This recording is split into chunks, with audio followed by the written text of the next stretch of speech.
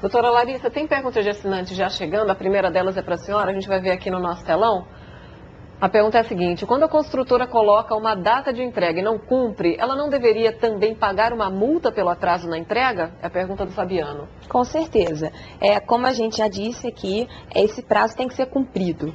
E cabe sim multa contratual, que provavelmente está até prevista. Essas multas normalmente estão até previstas no contrato, né, pelo atraso na entrega. Se não tiver previsto no contrato, a legislação não tem uma regra? Sim, com certeza. É importante que se diga que o consumidor está muito protegido legalmente. A legislação, o próprio Código de Defesa do Consumidor, existe legislação específica também tratando desse tema, existe o Código Civil. Então, assim, o que é importante que se diga, sim, as incorporadoras e construtoras têm que pagar a multa, sim, tem que indenizar os consumidores por todo e qualquer tipo de prejuízo que ele tenha tido com esse atraso. E mais do que isso, o que a gente espera é que elas cumpram exatamente o que elas venderam. Porque na hora de vender, o consumidor é atraído por aquela oferta e que tudo que tiver ofertado deve ser cumprido. A oferta feita deve ser cumprida porque ela vincula aquela construtora e aquela incorporadora. Infelizmente temos pouquinho tempo, vamos apressar um pouco aqui para o doutor Emílio Callas. Tem uma pergunta também de assinante, vamos colocar na tela para que o nosso convidado em São Paulo possa responder. Comprei um imóvel e o prazo de entrega passou de 1 ano.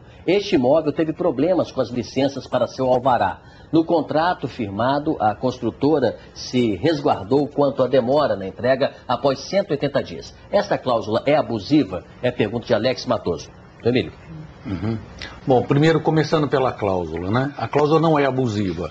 Ela está na lei da incorporação, já foi analisado, já há jurisprudência que mostra que essa cláusula ela é até necessária. É necessária porque a construtora não depende só dela, sabe? Sem tirar e sem dar desculpas sobre isso, mas vocês têm que ver que tem licenças ambientais, licenças governamentais, tem uma série de problemas envolvidos. Então, eu diria para o consumidor, quando ele comprar, levar em conta que há esses 6 meses de tolerância. Eu acho que é muito importante. Agora, 1 ano, a pessoa tem que ser ressarcida, tem que ver o que aconteceu e encaminhar os problemas dele. De novo, eu digo, acho importante a parte jurídica, mas é muito importante a parte comercial, quer dizer, a incorporadora tem que manter o seu cliente. A razão dela existir, não tem por que não.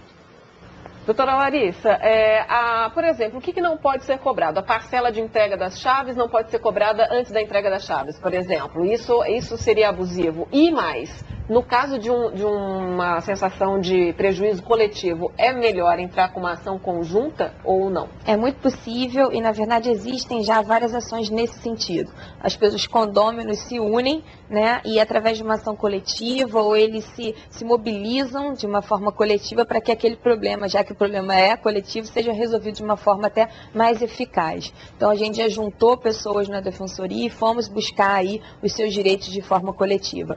A questão do contrato deve ser analisado realmente caso a caso, né? Mas existem coisas que são muito simples de serem vistas, né? Ninguém pode cobrar pela entrega das chaves antes das chaves serem entregues, até porque aí o consumidor já perde aquela proteção, já que aquela parcela é para ser no momento da entrega, se ele não tem as chaves, ou seja, inclusive o que a gente vê aí, que essas chaves podem até não chegar. Né, que infelizmente a gente vê aí pessoas que ficam esperando e nada, e é importante que se diga também que essas licenças, todo esse processo que faz parte dessa questão imobiliária, já faz parte do negócio. Então, que as empresas, que as incorporadoras... Exatamente, assim, que já haja previsão para isso antes, para que o consumidor não seja pego de surpresa. Então, que o prazo, mesmo que seja um prazo maior previsto no contrato, que ao invés de 2 anos, se coloque 3 anos, mas que se cumpra esse contrato, que se cumpra esse prazo. Porque isso já é previsível, não é uma... né?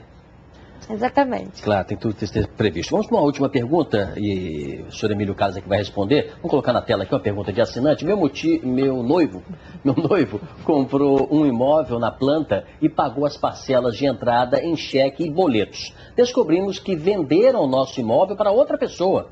Não recebemos nenhuma notificação. Sônia Grisielli é que pergunta. Como é que se resolve isso, Emílio? Olha, precisa analisar o caso, né? Mas... se isso for verdade, como está falando, a consultora tem que ressarcir, e dependendo do tipo de empresa, que eu não conheço, até talvez não seja caso da gente estar debatendo aqui, é caso de polícia, né? Senhor Emílio, para a gente encerrar, a gente vê que os contratos são feitos pelas construtoras, pelas incorporadoras, e elas se resguardam de qualquer eventualidade, de qualquer problema na entrega do imóvel ou com o imóvel. E como o comprador pode interferir nesse contrato de forma que ele também se resguarde para eventuais problemas? Ele pode discutir todas as cláusulas do contrato. O contrato sempre tem um advogado de cada lado. Acho que é importante ele mudar o que ele não aceitar, ou até não comprar se a construtora, a incorporadora não aceitar, porque ele pode fazer alguma exigência que não seja passível de cumprimento. Existe a lei das incorporações que regulamenta, e agora, novamente eu digo, o Secov assinou um TAC com o Ministério Público que deixou um pouquinho mais claro tudo isso.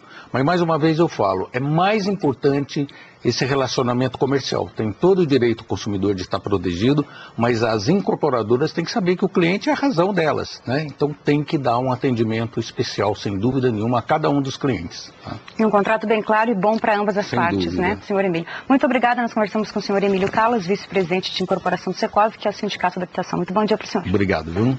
Sidney Raquel. E nós vamos agradecer também a participação aqui no Rio de Janeiro, defensora pública do Núcleo de Defesa do Consumidor, Larissa Davidovich. Obrigada, doutora. Até a próxima.